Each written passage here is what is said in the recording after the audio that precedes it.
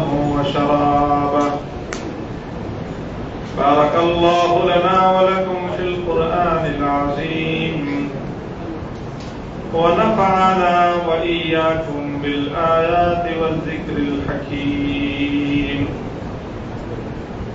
اللهم صل على محمد وعلى آل محمد كما صليت على إبراهيم وعلى آل إبراهيم إنك حميد مجيد. اللهم بارك على محمد وعلى آل محمد كما باركت على إبراهيم وعلى آل إبراهيم إنك حميد مجيد.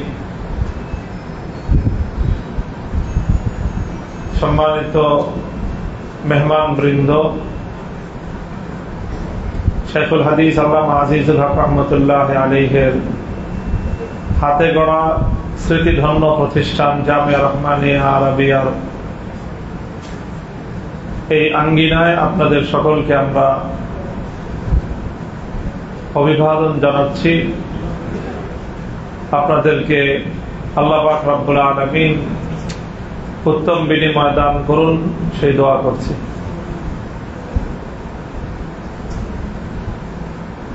আমাদের জন্য আল্লাহ পাক রব্বুল আলামিন পবিত্র রমাদানুল মুবারককে বিশেষ উপহার হিসেবে আমাদের জন্য বিশেষ উপহার হিসেবে আল্লাহ দান করেছেন। এই রমাদানুল মুবারকের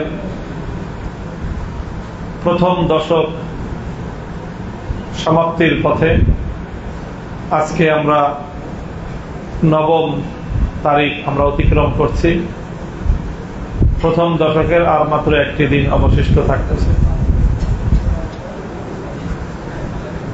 পবিত্র রমাদানুল মুবারক মহান আল্লাহ পাক রব্বুল আলামিনের পক্ষ থেকে মুমিনের জন্য অনেক বড় এক সুযোগ, সম্ভাবনা হিসেবে যেরকম আগমন করে, সেই সাথে এই রমাদানের সুযোগ যদি কেউ গ্রহণ করতে ব্যর্থ হয়,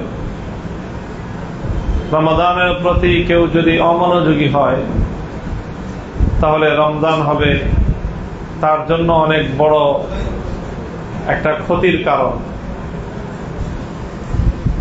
এই জন্য এই বিষয়টায় খুব আমাদের সতর্ক এবং সন্ত্রস্ত থাকা উচিত। রাসূল সাল্লাল্লাহু আলাইহি ওয়াসাল্লামের সেই সুপ্রসিদ্ধ হাদিসের কথা আমরা জানি যে একদিন নবী আকরাম সাল্লাল্লাহু আলাইহি ওয়াসাল্লাম মসজিদে নববীতে ঢুকে মিম্বরের উপর আরোহণ করার সময় 3 ধাপে পা রেখে 3 বার আমিন বলেছেন। মিম্বরের প্রথম ধাপে পা রেখে একবার আমিন, দ্বিতীয় ধাপে পা রেখে আরেকবার আমিন, তৃতীয় ধাপে পা রেখে আরেকবার আমিন বলেছেন। উপস্থিত সাহাবায়ে কেরাম তারা এই বিষয়টায় কিছু বুঝে উঠতে পারেন নাই। আমিন অর্থ হলো হে আল্লাহ আপনি কবুল করুন। তো কবুল করার এই দোয়া, এটা তো মানুষ তখনই করে যখন কোনো দোয়া আল্লাহর কাছে করা হয়, আল্লাহর কাছে কোনো দরখাস্ত করা হয়, কোনো আবেদন জানানোর পরে বলা যায় যে আল্লাহ আপনি এই আবেদনটা গ্রহণ করুন। কিন্তু আল্লাহর নবী আগে পরে কিছুই বললেন না, শুধু আমিন আমিন আমিন বললেন। তো সাহাবায়ে কেরামের মধ্যে কৌতূহল ছিল, প্রশ্ন ছিল যে এটা কি বললেন, আমরা বুঝতে পারলাম না। তখন নবীজি নিজেই তার ব্যাখ্যা দিলেন যে আমি যখন মসজিদে এসে মিম্বরের উপর পা রাখলাম, তো আমার পাশে এসে আমার ভাই জিবরিল আলাইহিস সালাতু ওয়াস সালাম 3টি দোয়া করলেন। আমি সেই দোয়াগুলোর উপরে আল্লাহর কাছে আমিন বলেছি। কি দোয়া করলেন? জিবরিল আলাইহিস সালাতু ওয়াস সালাম আল্লাহর কাছে একটি দোয়া করলেন, এই হে আল্লাহ যেই ব্যক্তির সামনে আপনার নবী মুহাম্মদ সাল্লাল্লাহু আলাইহি ওয়াসাল্লামের নাম উচ্চারণ হবে, অথচ সে নবীজির উপর দরুদ পড়বে না, আপনি তাকে ধ্বংস করে দিন। রাসূল সাল্লাল্লাহু আলাইহি ওয়াসাল্লাম বলেন যে আমি বললাম আমিন, হে আল্লাহ আপনি জিবরিল আমিনের এই দোয়াটা কবুল করে নেন। হযরত জিবরিল আরেকটা দোয়া করলেন, যে ব্যক্তি নিজের জীবদ্দশায় নিজের পিতামাতা উভয়কে অথবা যে কোনো একজনকে বৃদ্ধ অবস্থায় পেল, বার্ধক্যে উপনীত পেল, অতঃপর সেই বাবা মায়ের সেবা করে খেদমত করে তাদের সন্তুষ্টি অর্জনের মাধ্যমে আল্লাহকে রাজি খুশি করাইতে পারলো না, এত বড় সুযোগ পাওয়ার পরেও যে এটাকে হেলায় হারালো, এই লোকের মতো অকর্মণ্য হতভাগা আর কেউ নাই। কাজেই হে আল্লাহ আপনি এই লোকটাকেও ধ্বংস করে দেন। আল্লাহ নবী বললেন যে আমি বললাম আমিন, আল্লাহ আপনি এই দোয়াটাও কবুল করেন। আর এরপরে তৃতীয় দোয়া করলেন জিবরিল আলাইহিস সালাতু ওয়াস সালাম, যেই লোক রমজান মুবারক পেল, রমজানের মতো এত বড় একটা সুযোগ পেল, যেই সময় আল্লাহ পাক মানুষকে মাফ করেন, ব্যাপকভাবে ক্ষমা করে দেন, এত বড় সুযোগ পাওয়ার পরেও যেই ব্যক্তি আল্লাহ পাক রব্বুল আলামিনের কাছ থেকে ক্ষমা অর্জন করতে পারলো না, সে ক্ষমা পাওয়ার মতো কিছুই করতে পারলো না রমজানের মাসেও, হে আল্লাহ আপনি ওই পোড়া কপালীকেও ধ্বংস করে দেন। রাসূল আকরাম সাল্লাল্লাহু আলাইহি ওয়াসাল্লাম বলেন যে জিবরিল আলাইহিস সালাতু ওয়াস সালামের এই দোয়ার উপরও আমি বললাম আমিন, হে আল্লাহ আপনি দোয়াটা কবুল করেন। এই হাদিস থেকে বোঝা যায় যে রমাদানুল মুবারক আসলো আর গেল, রমজান আমাদের জীবনে আসলো আর রমজান আবার চলে গেল, মধ্যখান থেকে আমরা যদি এর যে অর্জন সেটা যদি আমরা করতে না পারি, রমজান থেকে আমাদের যা পাওয়ার সেটা যদি আমরা গ্রহণ করতে না পারি, তাহলে শুধু বিষয়টা এতটুকুই নয় যে আমরা বঞ্চিত হলাম, বরং তার চেয়েও আরো বেশি কিছু, যে আমরা বঞ্চিত হওয়ার পাশাপাশি আমরা ধ্বংসের দ্বার প্রান্তে চলে গেলাম। আল্লাহ আমাদের সকলকে হেফাজত করেন। এই জন্য প্রথম কথা হলো মুহতারাম হাজিরিন, যে রমজানের প্রতিটি মুহূর্তে আমাদের মধ্যে এই একটা ভয় থাকা উচিত, নিজেদের মনের মধ্যে এইরকম একটা আশঙ্কা থাকা উচিত, না জানি রমজান চলে যাচ্ছে অথচ আমি মাগফিরাত পাচ্ছি না, রমজান চলে যাচ্ছে আমি ক্ষমা প্রাপ্ত হচ্ছি না। এমন যদি হয়ে যায় তাহলে এটা হবে আমাদের জন্য চরম দুর্ভাগ্যের বিষয়, ধ্বংসাত্মক একটা বিষয়। এই জন্য প্রতিনিয়ত, প্রতি মুহূর্তে, প্রতিদিন আল্লাহ পাক রব্বুল আলামিনের কাছে পুরা রমজান এই বিষয়ে একজন মুমিন ব্যক্তির দোয়া করা চাই এবং আল্লাহর কাছে মিনতি করা চাই, এবং এমন ভাবেই মিনতি করা চাই যেন কোনোভাবেই রমজান আমাদের থেকে আমাদের মাগফিরাত ছাড়া অতিক্রান্ত হয়ে যেতে না পারে। এই বিষয়ে আমাদের সর্বোচ্চ সোচ্চার এবং সজাগ থাকা চাই। আল্লাহ আমাদেরকে কবুল করেন। রমজানের এই খায়ের এবং বরকত যদি আমাদেরকে হাসিল করতে হয়, আল্লাহ পাক রব্বুল আলামিন রমজানকে যে মাগফিরাতের মাস হিসেবে দান করেছেন, রমজানের যদি এই মাগফিরাতটুকু আমাদের হাসিল করতে হয়, তাহলে রমজান থেকে আমাদের দুটি বিষয় খুব বেশি মনোযোগের সাথে, যত্নের সাথে অর্জন করার প্রতি আমাদের মনোনিবেশ করা উচিত। এর প্রথম জিনিস যেটা আমরা রমজান থেকে আমাদের অর্জন করা দরকার, সেটা হলো রমজানের রোজার যে উদ্দেশ্য, অর্থাৎ তাকওয়া। রমজানের রোজা থেকে তাকওয়া হাসিল করার প্রতি আমাদের খুব মনোযোগ সহকারে মনোনিবেশ করা উচিত। রমজানের রোজা আল্লাহ পাক রব্বুল আলামিন আমাদের উপর কেন ফরজ করেছেন সেটা আল্লাহ তার কোরআনে স্পষ্ট বলে দিয়েছেন। ইয়া আইয়ুহাল্লাযীনা আমানু কুতিবা আলাইকুমুস সিয়ামু কামা কুতিবা আলাল্লাযীনা মিন ক্বাবলিকুম লাআল্লাকুম তাত্তাকুন। তোমাদের উপর রোজা ফরজ করা হয়েছে এই জন্য যেন তোমরা মুত্তাকি হতে পারো, যেন তোমরা তাকওয়া অর্জন করতে পারো। তো রমজানের মূল অবজেক্টিভটাই হলো তাকওয়া অর্জন করা। তাকওয়া অর্জন করা। তাকওয়া কি জিনিস? তাকওয়া হলো, তাকওয়ার মূল অর্থ ইসলামী শরীয়তে কোরআন হাদিসে তাকওয়া যে অর্থে ব্যবহার হয়েছে সেটা হলো আত্মরক্ষার ব্যবস্থা।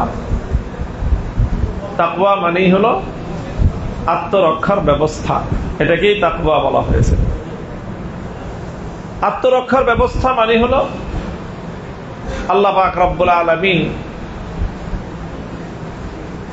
পরকাল এবং আখিরাতে যত ধরনের শাস্তি এবং আযাবের ব্যবস্থা রেখেছেন, পানিশমেন্টের ব্যবস্থা রেখেছেন,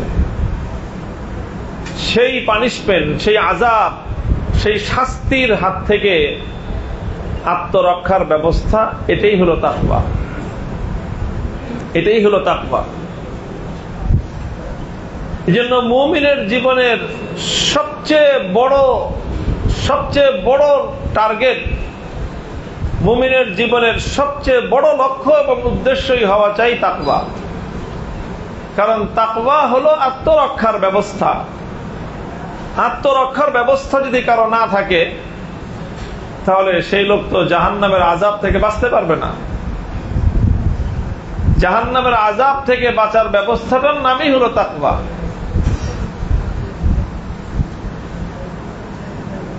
এই জন্য এই যে আত্মরক্ষার ব্যবস্থা, আখিরাতের আযাব থেকে, কবরের আযাব থেকে, আল্লাহর আযাব থেকে বাঁচার ব্যবস্থাকেই তাকওয়া বলা হয়। তো কোরআনে কারীমের মধ্যে আল্লাহ পাক রব্বুল আলামিন পরিষ্কার বলে দিয়েছেন, মুমিনের এই আত্মরক্ষার ব্যবস্থাটা হাসিল হয় রমজানের রোজার মাধ্যমে। আল্লাহ বলেছেন যে আমি তোমাদের উপর রোজা ফরজ করেছি এই জন্য যেন তোমরা রোজার মাধ্যমে এই তাকওয়া নামক তোমার জীবনের সবচেয়ে গুরুত্বপূর্ণ যে অবলম্বন সেটা যেন তুমি অর্জন করতে পারো। এই জন্যই হলো রমজানের রোজা। রমজানের রোজা শুধুমাত্র এই জন্য না যে আমি না খেয়ে থাকলাম। ভাই, আমি আর আপনি না খেয়ে থাকলে বা আমাদেরকে উপোস রাখা এটা তো আল্লাহ পাক রব্বুল আলামিনের কোনো উদ্দেশ্য না। ব্যাপারটা এমন না যে আল্লাহ পাক রব্বুল আলামিন যে বাজেট ঘাটতি পূরণ করার জন্য রমজানের রোজা দিয়েছেন, ব্যাপারটা এমন না। দুনিয়ার রাষ্ট্র ব্যবস্থাগুলো যা করে, যে তারা যখন দেখে যে ফিসক্যাল ইয়ারের, অর্থ বছরের শেষ দিকে এসে যে বাজেট কুলাইতেছে না, বাজেট যা ছিল সব ব্যয় হয়ে গেছে, প্রকল্প বাকি রয়ে গেছে, তখন তারা এরকম কিছু ব্যবস্থা অবলম্বন করে যে যার দ্বারা প্রকল্পকে দীর্ঘায়িত করে পরবর্তী অর্থ বছরে কিছু প্রকল্প শিফট করে দেওয়া হয় যাতে চলতি অর্থ বছরের ঘাটতি তৈরি না হয়। আল্লাহ পাক রব্বুল আলামিনের তো এরকম কোন ব্যবস্থা গ্রহণ করার দরকার নাই যে ঘাটতি পূরণ করার জন্য বা ঘাটতি ফিল আপ করার জন্য এক মাসের খাওয়ান দাওয়ান কমায় দিয়েছেন, ব্যাপারটা তো এমন না। আল্লাহ পাক রব্বুল আলামিন রমজানের রোজা আমাদের উপর ফরজ করেছেন সুমহান একটা লক্ষ্য অর্জন করার জন্য। আর সেই লক্ষ্যটা হলো আমাদের জীবনের মূল লক্ষ্য, আমাদের জীবনের প্রধান টার্গেট, সেটাই হলো আমাদের আত্মরক্ষার ব্যবস্থা যেন হয়, তাকওয়া যেন হাসিল হয়। এই কথাটা তো আমরা সবাই জানি। কোরআনের এই আয়াতের অনুবাদ অজস্রবার আমাদের কানে পড়েছে, আমরা শুনেছি যে আল্লাহ বলেছেন, আমি তোমাদের উপর রোজা ফরজ করেছি, তোমাদের উপর রোজা ফরজ করা হয়েছে যেন তোমরা তাকওয়া অর্জন করতে পারো। আমি আজকে যে কথাটুকু আপনাদেরকে এই উপলক্ষে বলতে চাই সেটা হলো যে আসলে রমজানের রোজার দ্বারা তাকওয়াটা কিভাবে হাসিল করব।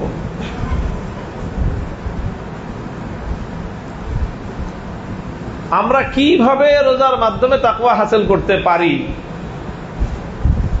সেটা একটু আমাদের বোঝা দরকার এবং সেটার প্রতি আমাদের মনোযোগী হওয়া দরকার।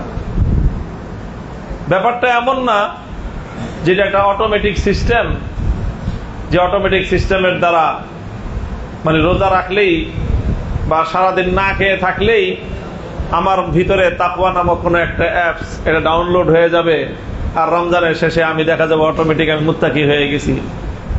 এটা কোনো একটা অ্যাপ ডাউনলোড হওয়ার মতো বিষয় না, বরং এটা তার চেয়েও আরেকটু বেশি নিবিড় এবং একটা খুব নিবিড় পরিচর্যার বিষয়। নিবিড় ভাবে পরিচর্যার মাধ্যমে একজন মুত্তাকি, একজন রোজাদারের মধ্যে তাকওয়ার বৈশিষ্ট্য অর্জন হতে পারে। আমাদের মধ্যে রোজার দ্বারা তাকওয়াটা আসে কিভাবে, কিভাবে আসতে পারে, এটা আমি আল্লাহর নবীর যে হাদিস আপনাদের সামনে পাঠ করলাম সেই হাদিসের মর্মার্থের দিকে একটু মনোযোগ দিলে সেই কৌশলটা বুঝে আসে, সেই প্রক্রিয়াটা বুঝে আসে যে কোন প্রক্রিয়ার মাধ্যমে রোজাদারের অন্তরের মধ্যে তাকওয়ার বৈশিষ্ট্য হাসিল হয়। আল্লাহর নবী বলেছেন, মান লাম ইয়াদা কাওলা যুরি ওয়াল আমালা বিহি ফালাইসা লিল্লাহি হাজাতুন আন ইয়াদা তা'আমাহু ওয়া শারাবাহু। নবীজি বলেন, যে ব্যক্তি রমজানের রোজা রেখে মিথ্যা কথা ছাড়তে পারলো না এবং মিথ্যা কাজ ছাড়তে পারলো না, লাম ইয়াদা কাওলা যুর ওয়াল আমালা বিহি, মিথ্যা কথা মিথ্যা কাজ। মিথ্যা কথা তো আমরা বুঝি, যেটা ইচ্ছাপূর্বক কোনো ভুল ইনফরমেশন দেওয়া, এটাই হলো মিথ্যা। আর মিথ্যা কাজ মানে কি? মিথ্যা কাজ মানে হলো ধোঁকাবাজি, প্রতারণা, মানুষকে ঠকানো, মানুষের কাছে একটা বলে আরেকটা করা, ভিতরে একটা রেখে বাইরে আরেকটা জাহির করা, এই জাতীয় যত কাজ আছে এগুলো সবই হলো মিথ্যা কাজ। তো আল্লাহর নবী বলেন যে মান লাম ইয়াদা কাওলা যুর ওয়াল আমালা বিহি, যেই ব্যক্তি মিথ্যা কথা আর মিথ্যা কাজ ছাড়তে পারলো না রমজানের রোজার সময়, তো বলেন ফালাইসা লিল্লাহি হাজাতুন আন ইয়াদা তা'আমাহু ওয়া শারাবাহু, এই লোকের না খেয়ে থাকা, পানি না পান করা, এটার এই ধরনের উপোস থাকার, পিপাসার্থ থাকার কোনো দাম এবং কোনো মূল্য আল্লাহ পাকের কাছে নেই। কি অর্থ এই হাদিসের? অর্থটা হলো এই, দেখেন যে রমজান মাসের রোজার দিন, রোজার বেলা, দিনের বেলায় সূর্যোদয় থেকে বা সুবহে সাদেক থেকে সূর্যাস্ত পর্যন্ত এই পূর্ণ সময়টা আমাদের জন্য পানাহার করা হারাম, খাবার খাওয়া হারাম, পানীয় পান করা হারাম, স্ত্রী সম্ভোগ করা হারাম। এগুলোকে আল্লাহ পাক রব্বুল আলামিন হারাম করে দিয়েছেন আমাদের জন্য। এই জন্য আমরা রমজানের রোজার দিনে খাওয়ারও খাই না, পানীয় পান করি না, নিজের জৈবিক চাহিদাও আমরা পূরণ করি না। কেন করি না? কারণ আল্লাহ এটাকে নিষিদ্ধ করে দিয়েছেন। এই জন্যই তো, নাকি না অন্য কোনো কারণ আছে? এই যে আপনাদের সামনে, সবার সামনে ইফতারি পরিবেশন করা হয়েছে, পানি আছে, শরবত আছে, এবং আমরা প্রত্যেকেই এখন ক্ষুধার্ত এবং পিপাসার্ত। অর্থাৎ আমাদের খাবারেরও প্রয়োজন আছে, পানিরও প্রয়োজন আছে, চাহিদা আছে, এবং সেই চাহিদা মাফিক যোগানো আছে। ডিমান্ডও যেরকম আছে, সেই ডিমান্ড ফুলফিল করার জন্য পর্যাপ্ত সাপ্লাইও আছে। কিন্তু আমরা কিন্তু কেউ খাচ্ছি না, কেউ পানি পান করতেছি না, এক ফোঁটা পানিও আমরা কেউ পান করব না, যতই বলা হোক। কেউ যদি কাউকে অনেক জোর করে রিকোয়েস্ট করে যে ভাই একটু পানি পান করেন, আপনারা কেউ পান করবেন? এখন করবেন না, আমরা কেউ করব না। এক ফোঁটা পানিও মুখে দিব না এবং একটা দানাও আমরা মুখে তুলব না। কেন তুলব না? শুধু একটা কারণে, সেটা হলো আল্লাহ পাকের পক্ষ থেকে নিষেধ আছে। এই জন্য আল্লাহর নিষেধ আছে, এই কারণে আমরা খাবো না, এই কারণে আমরা পান করব না। তো এই যে একজন মুমিন ব্যক্তি আল্লাহ রাব্বুল ইজ্জতের নিষেধাজ্ঞার কারণে, আল্লাহর পক্ষ থেকে নিষেধাজ্ঞা থাকার কারণে পানাহারকে বর্জন করা, পানাহার থেকে বিরত থাকা, এই যে একটা বৈশিষ্ট্য একটা মুমিনের, রমজানুল মুবারকের 30 দিন আল্লাহ পাক রব্বুল আলামিন মুমিন বান্দাকে একটা সময়, সারা দিন এই চর্চাটা আল্লাহ বান্দাকে করান, এই চর্চাটাই আল্লাহ বান্দাকে করান। এটার নামই হলো রোজা। যে তোমার প্রয়োজন থাকবে, প্রয়োজন পূরণ করার আয়োজন থাকবে, কিন্তু তুমি সেটা গ্রহণ করবা না ততক্ষণ যতক্ষণ পর্যন্ত তোমার রবের পক্ষ থেকে হুকুম না আসবে। এটার নামই হলো আসলে রোজা। যখন আল্লাহর পক্ষ থেকে হুকুম চলে আসবে, পশ্চিম দিগন্তে সূর্য অস্তমিত হয়ে যাবে, মসজিদের মিনার থেকে আল্লাহর প্রতিনিধি মুয়াজ্জিন যখন আল্লাহু আকবারের ধ্বনিতে মাগরিবের আজান দিবে, তখন আমরা সকলে এই পানাহারটা গ্রহণ করব। আর তার আগ পর্যন্ত আমরা কোন অবস্থাতেই এই পানাহার গ্রহণ করতেছি না। পার্থক্যটা কি? আজানের আগ পর্যন্ত আল্লাহর পক্ষ থেকে নিষেধ আছে, আর আজানের পরে আমরা এটা গ্রহণ করতে এক চুল পরিমাণ বিলম্ব করব না, কারণ তখন আল্লাহর হুকুম চলে আসছে।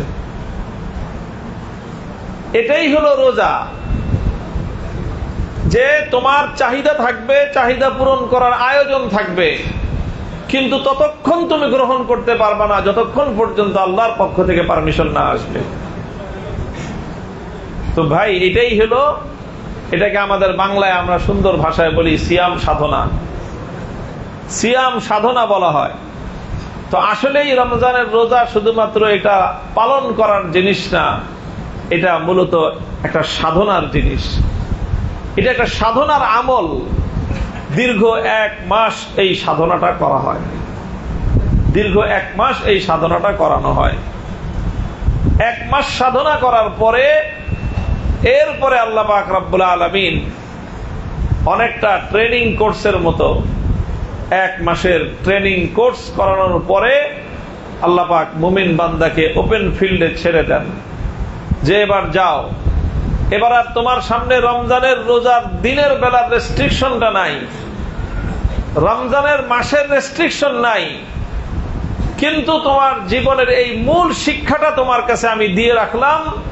তোমার চাহিদা থাকবে, সেই চাহিদা ফুলফিল করার জন্য, চাহিদা পূরণ করার জন্য যোগান থাকবে, সাপ্লাই থাকবে, আয়োজন থাকবে। তখন আমি দেখব যে চাহিদা থাকলে, চাহিদা পূরণ করার ব্যবস্থা থাকলেই কি তুমি সেটা গ্রহণ করো, না আমি আল্লাহর হুকুমের অপেক্ষা করো, সেটাই আমি দেখব। যেই বান্দা আল্লাহর হুকুমের অপেক্ষা করবে সেই হলো প্রকৃত রোজাদার। আর যেই ব্যক্তি চাহিদা আছে, যোগান আছে, আল্লাহর হুকুম থাকলো কি থাকলো না এটার যে ব্যক্তি পরোয়া করবে না, সে 30 দিন না 30 বছর না খেয়ে থাকতে পারে, তাকে রোজাদার বলা যায় না, সে রোজাদার না। মোহতারাম হাজরিন, আমরা যারা রোজা রাখতেছি, আল্লাহর মেহেরবানিতে নিজেদের আত্ম উপলব্ধির জন্য আমি একটা দৃষ্টান্তের কথা আপনাদের কাছে উল্লেখ করি।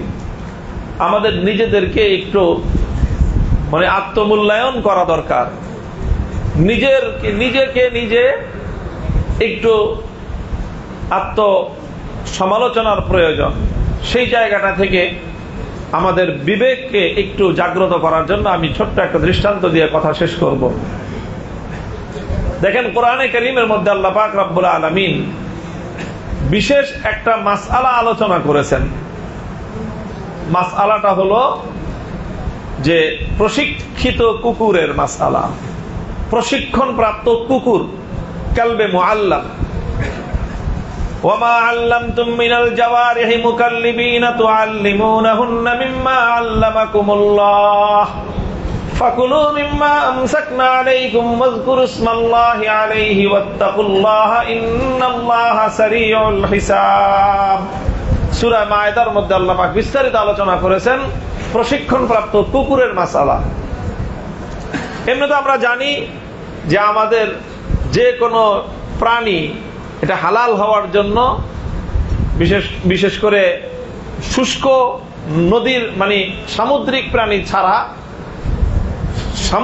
প্রাণী ছাড়া যেটা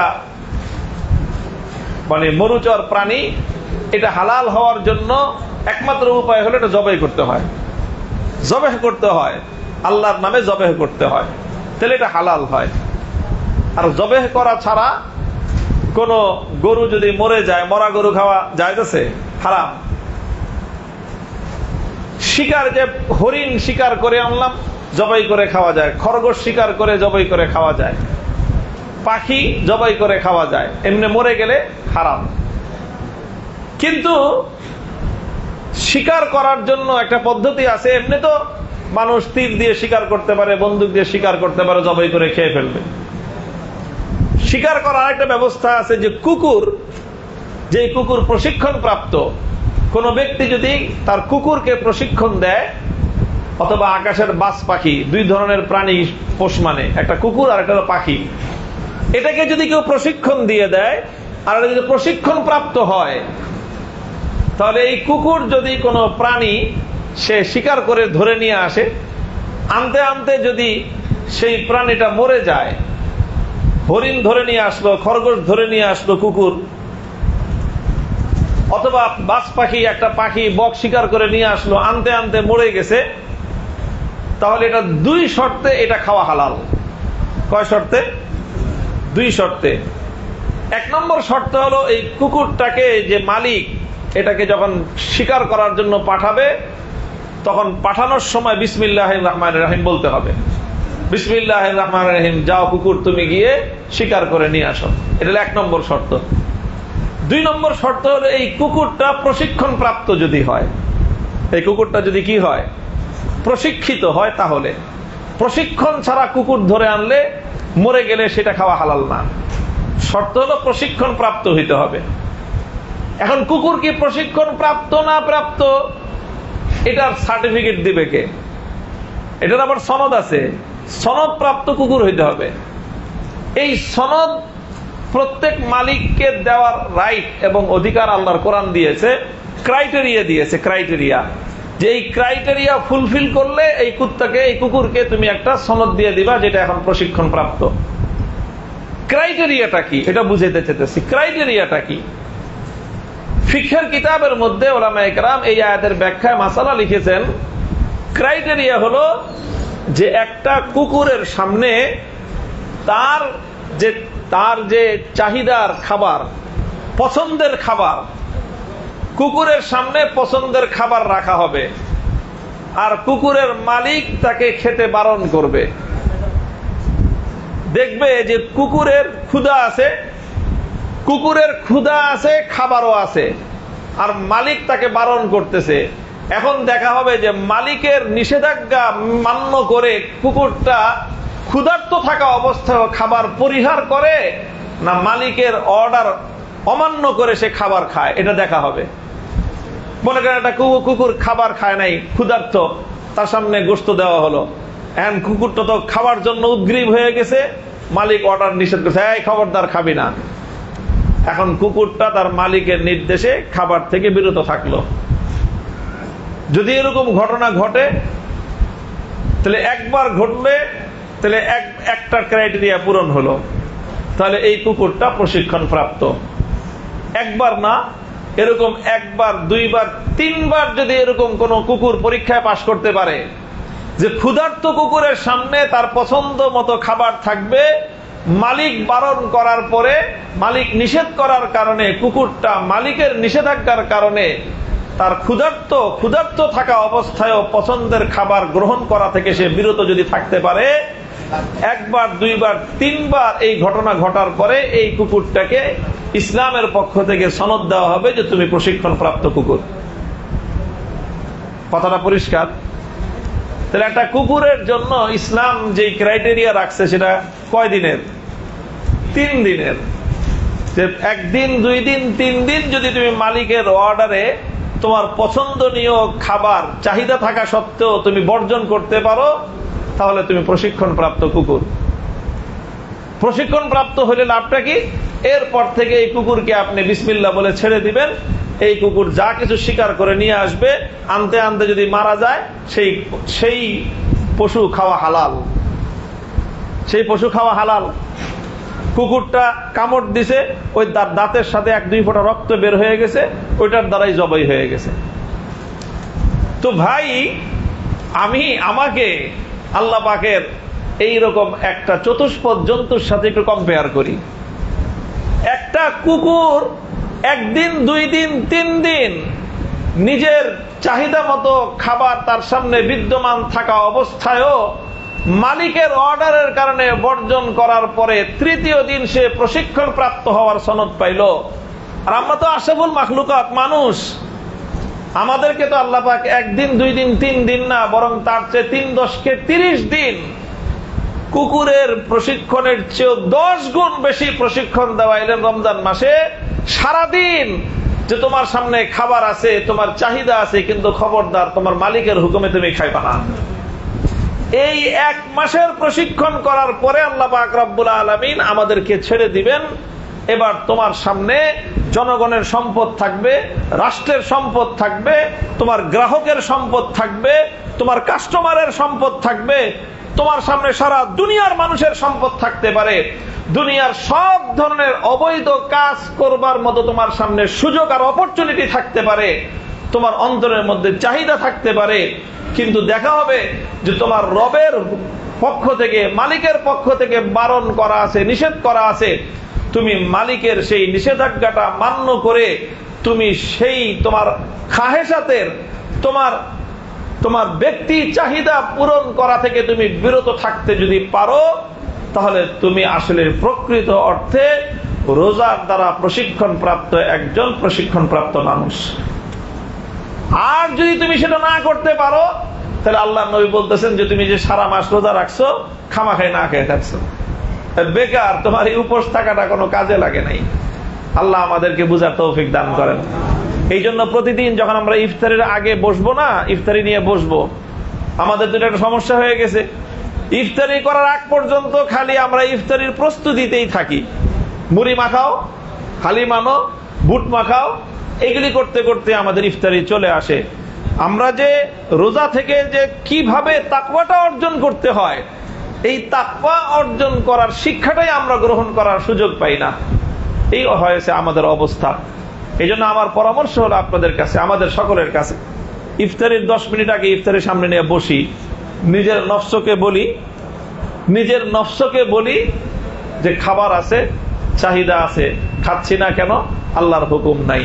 রমজান চলে যাবে, এরকম অনেক চাহিদা থাকবে, চাহিদা পূরণ করার আয়োজন থাকবে।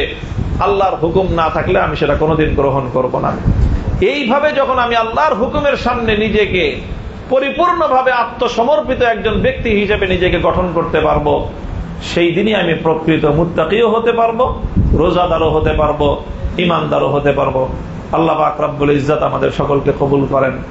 প্রকৃত তাকওয়ার গুণ, তাকওয়ার বৈশিষ্ট্য এবং তাকওয়ার শিক্ষা অর্জন করে সফল কাম রোজাদার আল্লাহ হিসেবে আমাদের সকলকে কবুল করেন।